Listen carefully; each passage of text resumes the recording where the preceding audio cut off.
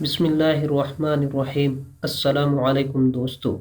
ایک رات سلطان نور الدین زنگی عشاء کی نماز پڑھ کر سوئے کہ اچانک اٹھ بیٹھے۔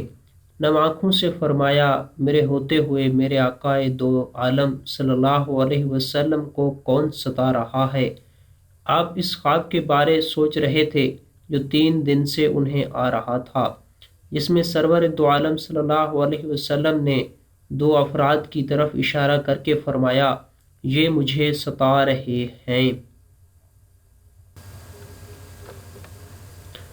اب سلطان کو قرار کہاں؟ انہوں نے چند ساتھی اور سپاہی لے کر دمشق سے مدینے کا سفر شروع کر دیا۔ اس وقت دمشق سے مدینے کا سفر 20 سے 25 دن کا تھا، مگر آپ نے آرام کیے بغیر یہ سفر 12 دن میں طے کیا۔ مدینہ پہنچ کر آپ نے مدینہ آنے اور جانے کے راستے بند کر دیے۔ آپ نے تمام خاص و عام کو کھانے پر بلایا۔ اب لوگ آ رہے تھے اور جا رہے تھے، آپ ہر چہرہ دیکھتے جاتے،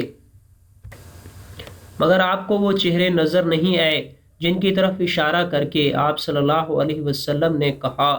آپ سلطان کو فکر لاحق ہوئی۔ آپ نے مدینہ کے حاکم کو فرمایا، کوئی ایسا شخص جو اس دعوت میں شامل نہیں ہوئے؟ حاکم نے جواب دیا، مدینہ کے رہنے والوں میں تو کوئی نہیں، ہاں مگر 2 مغربی زائرین ہیں جو روضہ رسول صلی اللہ علیہ وسلم کے قریب ایک مکان میں رہتے ہیں۔ وہ تمام دن عبادت کرتے ہیں، شام میں جنت البقیع میں لوگوں کو پانی پلاتے ہیں۔ سلطان نور الدین زنگی نے ان سے ملنے کی خواہش ظاہر کی۔ دونوں زائرین بظاہر بہت عبادت گزار تھے۔ ان کے گھر میں تھا ہی کیا، ایک چٹائی اور 2-4 ضرورت کی اشیاء۔ سلطان کی نظر یکدم اس چٹائی پر پڑی جس کے نیچے انہیں فرش لرزتا محسوس ہوا۔ آپ نے چٹائی ہٹا کر دیکھا تو وہاں سرنگ تھی۔ آپ نے اپنے سپاہی کو سرنگ میں اترنے کا حکم دیا۔ سپاہی نے بتایا، یہ سرنگ نبی مکرم صلی اللہ علیہ وسلم کی قبر انور پر جاتی ہے۔ یہ سن کر سلطان کے چہرے پر غیظ و غضب کی کیفیت طاری ہو گئی۔ سلطان نے دونوں زائرین سے پوچھا، سچ سچ بتاؤ تم کون ہو؟ آج محمد صلی اللہ علیہ وسلم کا غلام تمہاری گردنیں اڑائے گا۔ حیل و حجت کے بعد پتہ چلا وہ دونوں یہودی تھے اور انہیں حضور صلی اللہ علیہ وسلم کا جسم عطر نکالنے کا کام سونپا گیا تھا۔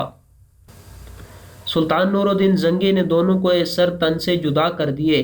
اب سلطان روتے جاتے اور کہتے جاتے، واہ میرا نصیب کہ دنیا میں اس کام کو سر انجام دینے کے لیے اس غلام نور الدین زنگی کو چن لیا۔